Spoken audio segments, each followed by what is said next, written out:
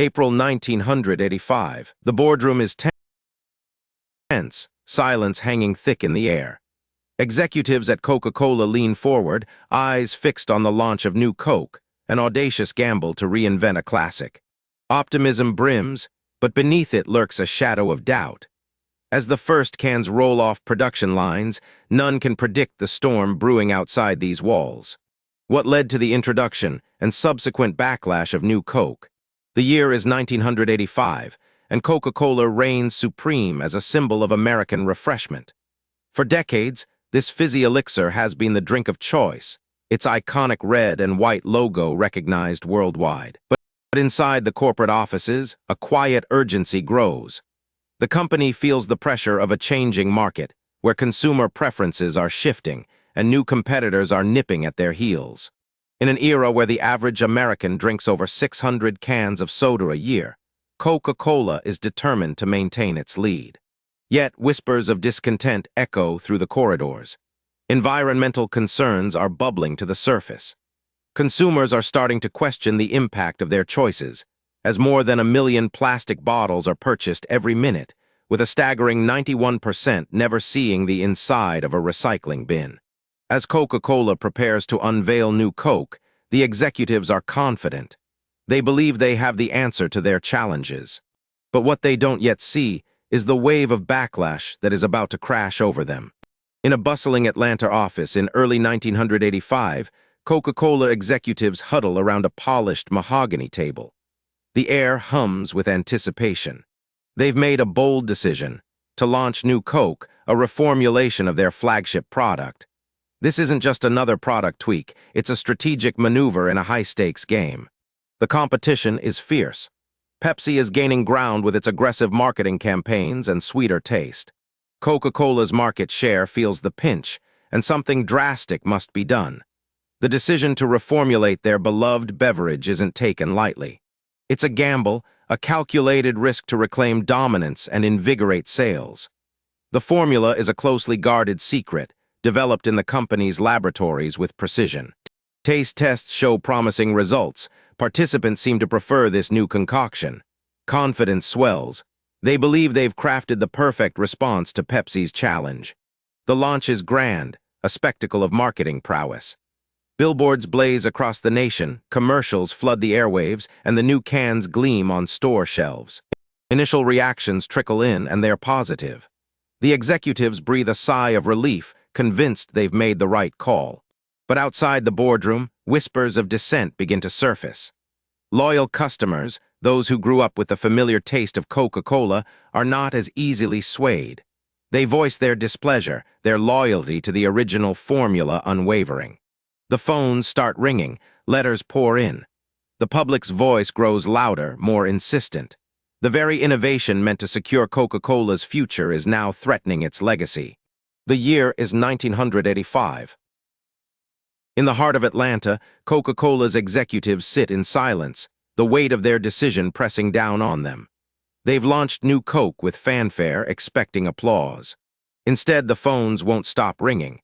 Discontented voices flood in, each call a reminder of the misstep. The public, fiercely loyal to the original formula, demands its return. Outside, the backlash gathers momentum. Loyalists stage protests, brandishing cans of the original Coke as symbols of their defiance. The media catches wind, amplifying the uproar. Headlines scream betrayal, painting Coca-Cola as a company out of touch with its consumers. The executives, once confident, now face a storm they hadn't anticipated. In boardrooms across the nation, the conversation shifts. It's no longer about outpacing Pepsi, it's about survival.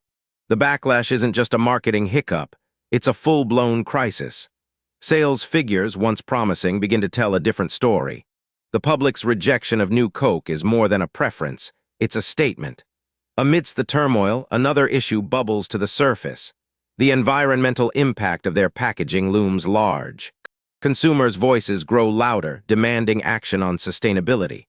Coca-Cola, already reeling from the new Coke debacle, finds itself at the crossroads of another challenge. The pressure mounts. Executives debate their next move, knowing the wrong decision could spell disaster. The stakes couldn't be higher. Every option is weighed, every consequence considered. The room is tense, the air thick with uncertainty, and then the moment of no return. A decision is made, one that will alter the course of Coca-Cola's history. The year is 1986. The fallout from New Coke's disastrous debut continues to ripple through the corridors of Coca-Cola's Atlanta headquarters. Executives, still grappling with the backlash, watch as the sales figures roll in. Coca-Cola Classic, reintroduced in a desperate bid to quell the public's outrage, begins to soar. Sales of Coke, Coca-Cola Classic, and Cherry Coke rise by 10%, a glimmer of hope amidst the chaos. Yet the triumph is bittersweet. The new Coke debacle has left scars on the brand's reputation, and the company faces another storm on the horizon. Environmental concerns about plastic waste and sustainability are gaining traction. Consumers, more vocal than ever, demand that Coca-Cola address the ecological impact of its packaging. More than 1 million plastic bottles are purchased every minute, with a staggering 91% of them never being recycled. The company's role in this environmental crisis cannot be ignored. As the Hands Across America fundraising event unfolds, capturing the nation's attention, Coca-Cola's leadership knows they must pivot. The public's demand for accountability and action on sustainability issues is relentless. The boardroom discussions are heated, each executive acutely aware that their next steps must be carefully calculated. The pressure mounts, and the stakes are higher than ever. With the weight of both a marketing failure and an environmental reckoning on their shoulders, Coca-Cola's leaders brace themselves for what comes next. The question looms: can they navigate this treacherous terrain and restore the company's tarnished glory? The new Coke fiasco taught Coca-Cola a harsh lesson. Understanding consumer sentiment is paramount. The backlash wasn't just about taste. It was a profound misreading of brand loyalty. Consumers didn't want a new formula. They wanted the familiar comfort of the original. This misstep forced Coca-Cola to confront another looming issue: environmental responsibility. As the public's demand for sustainable practices grew louder, the company faced pressure to address its role in plastic waste. The convergence of these challenges highlighted a critical business lesson. Companies must be attuned to consumer values and global issues. Coca-Cola's next move would not only define its brand, but also set a precedent for corporate responsibility in a changing world. Coca-Cola's introduction of New Coke in 1985 was meant to be a bold step forward, but it quickly became a cautionary tale. The backlash was swift and intense, a stark reminder that consumers craved the original formula, not a new one. This misstep forced Coca-Cola to reevaluate its understanding of consumer loyalty and adapt to growing environmental concerns. As the Hands Across America event highlighted societal issues, Coca-Cola realized it needed to lead in sustainability. The lessons learned from New Coke would shape the company's future decisions and redefine its legacy.